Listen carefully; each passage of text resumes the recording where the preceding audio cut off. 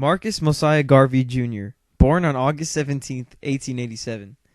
Garvey was born as the youngest of 11 children in St. Ann's Bay, Jamaica, to Marcus Mosiah Garvey, a mason, and Sarah Jane Richards, a domestic worker. Only his sister Indiana and Marcus survived to adulthood. His family was financially stable given the circumstances of this time period. Garvey's father had a large library, and it was from his father that Marcus gained his love for reading. He also attended elementary schools in St. Ann's Bay during his youth. While attending these schools, Garvey first began to experience racism. When Marcus was younger, he used to be friends with his white neighbors and play with all of them all the time.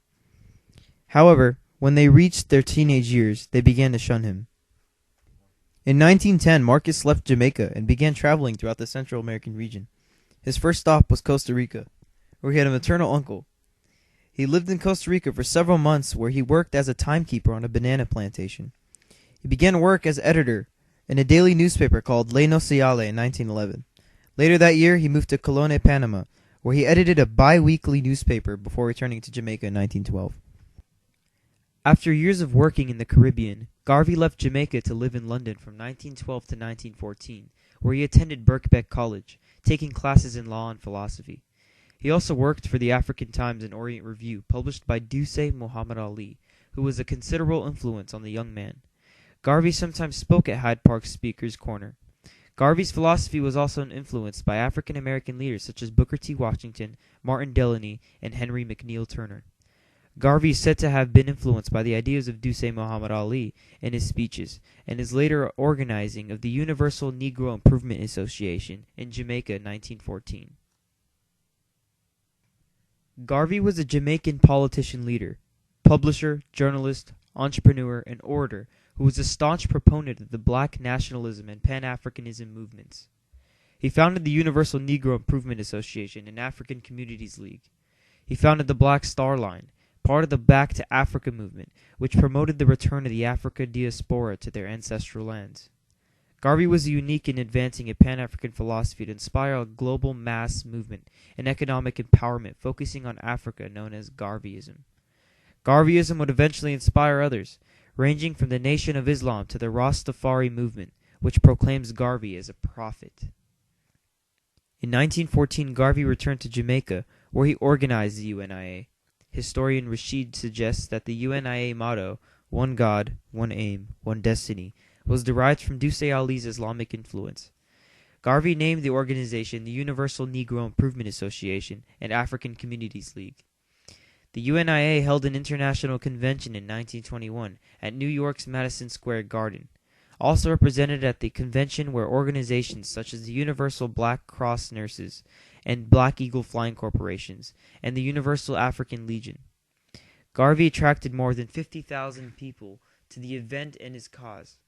The UNIA had 65,000 to 75,000 members paying dues to his support and funding. The national level of support in Jamaica helped Garvey to become one of the most influential leaders of the 20th century on the island. Shortly after returning from a long tour of the Caribbean and Central America, in July 1921, Marcus Garvey recorded 2 brief speeches. This is the second video and is an extract from a much longer UNIA membership appeal. Fellow citizens of Africa, I greet you in the name of the Universal Negro Improvement Association and African Communities League of the World. You may ask, what organization is that?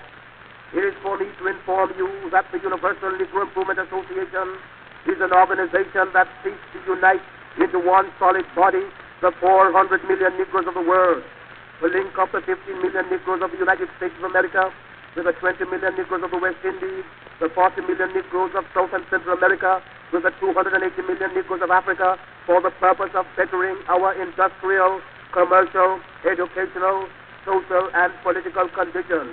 As you are aware, the world in which we live today is divided into separate race groups and distinct nationalities. Each race and each nationality is endeavoring to work out its own destiny to the exclusion of other races and other nationalities. We hear the cry of England for the Englishman, of France for the Frenchman, of Germany for the German, of Ireland for the Irish, of Palestine for the Jew, of Japan for the Japanese, of China for the Chinese.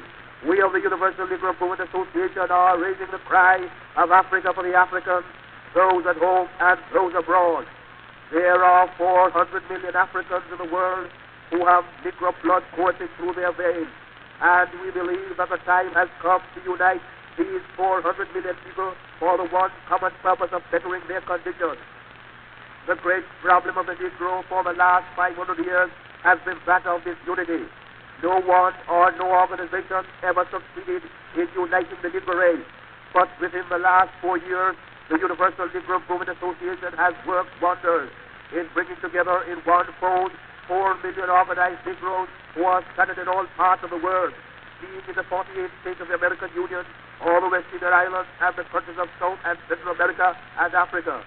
These 4 million people are working to convert the rest of the 400 million scattered all over the world, and it is for this purpose that we are asking you to join our ranks and